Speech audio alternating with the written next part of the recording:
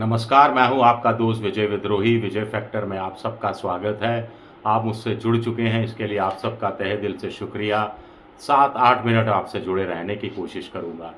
तो क्या बिहार में मुख्यमंत्री की रेस में नीतीश कुमार लगातार पिछड़ते जा रहे हैं? और नीतीश कुमार का मुख्यमंत्री की रेस में पिछड़ना क्या इंडिया गठबंधन के लिए एक खुशखबरी है, एक अच्छी खबर है? इसीलिए क्या इंडिया तेजस्वी यादव को मुख्यमंत्री का चेहरा घोषित करने में अभी हिचकिचा रहा है, रेस के और ज़्यादा तीव्र होने, खत्म होने का इंतज़ार कर रहा है?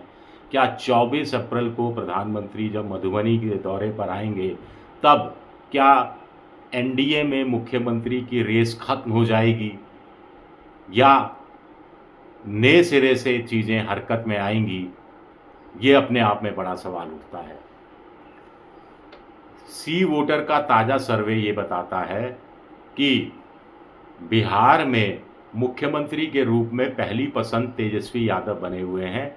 36% लोग उनको मुख्यमंत्री के रूप में चाहते हैं। जहाँ तक नीतीश की बात है, तो 15% लोग उनको मुख्यमंत्री के रूप में चाहते हैं।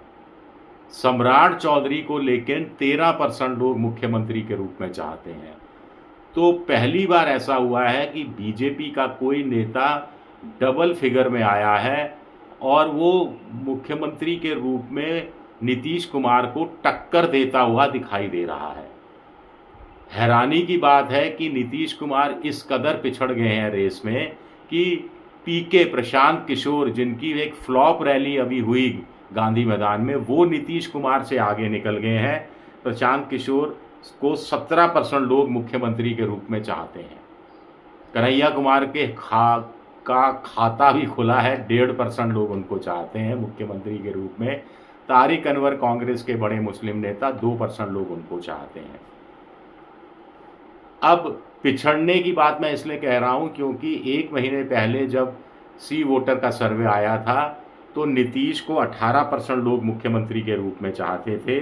प्रशांत किशोर को 15% लोग मुख्यमंत्री के रूप में चाहते थे, और सम्राट चौधरी को तो सिर्फ 8% लोग मुख्यमंत्री के रूप में चाहते थे। सम्राट चौधरी 8 से छलांग लगाकर 13 तक पहुंचते हैं।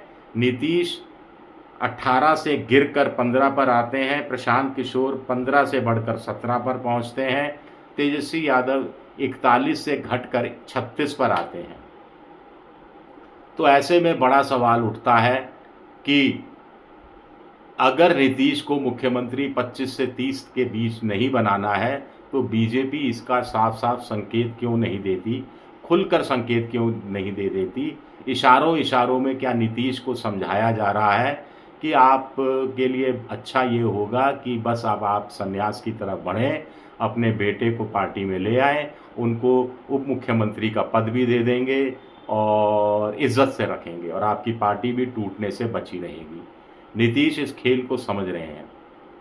लेकिन इंडिया गठबंधन को क्या हुआ है?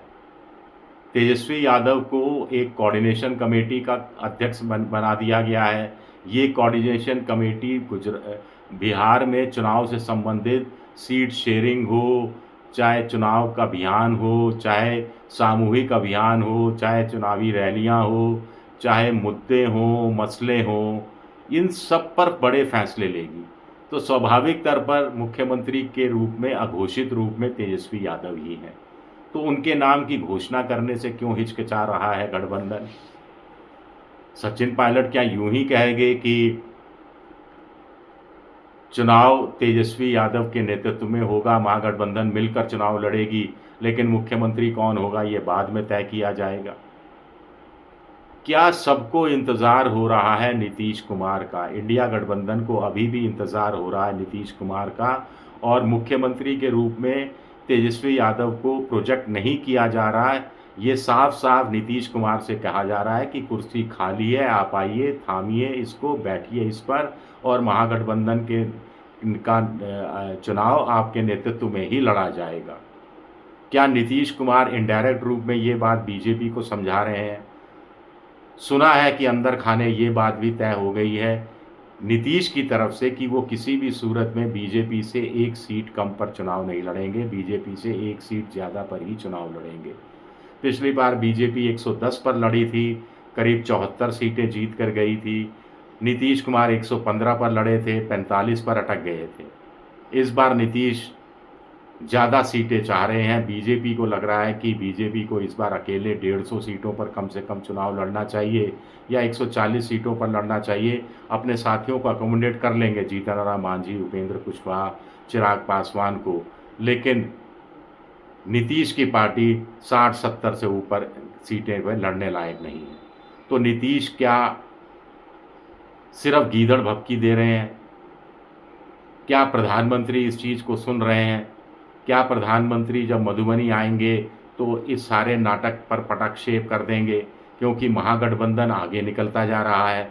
आगे से मतलब कि इस रूप में कि बैठकें हो रही हैं, संयुक्त बैठकें हो रही हैं, सौहार्दपूर्ण माहौल में चाय पकौड़े खाए जा रहे हैं, कोऑर्डिनेशन कमेटी बना दी गई है और बड़े नेता मिलकर एक ही टेबल पर बैठे हैं और बाहर निकलकर प्रेस कॉन्फ्रेंस में एक ही सुर में जवाब दे रहे हैं।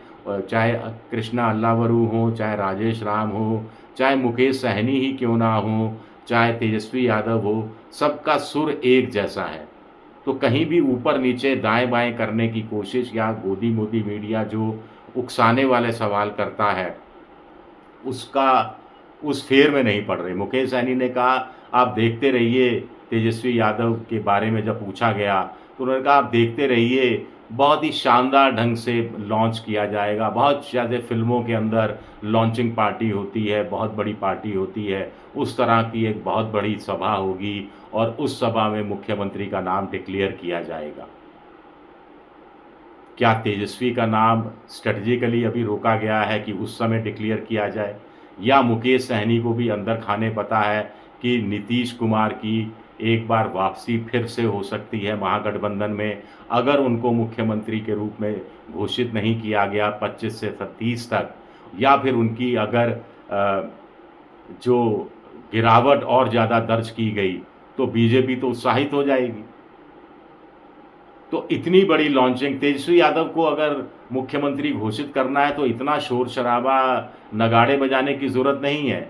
लेकिन अगर नीतीश को महागठबंधन का चेहरा घोषित करना है तो ज़ोर शोर से नगाड़ा बजाना ज़रूरी है, क्योंकि आधा क्या 3/4 क्या उससे भी ज़्यादा चुनाव महागठबंधन जीत जाएगा अगर नीतीश महागठबंधन के साथ चले जाते हैं। और नहीं जाते हैं तो स्थितियां इसकी उल्टी हैं कि एनडीए चुनाव जीत जाएगा, आराम से जीत जाएगा, या मुश्किल में से जीतेगा लेकिन जीत जाएगा। ये बात 100% तय है। ये बात प्रधानमंत्री को भी अच्छी तरह पता है।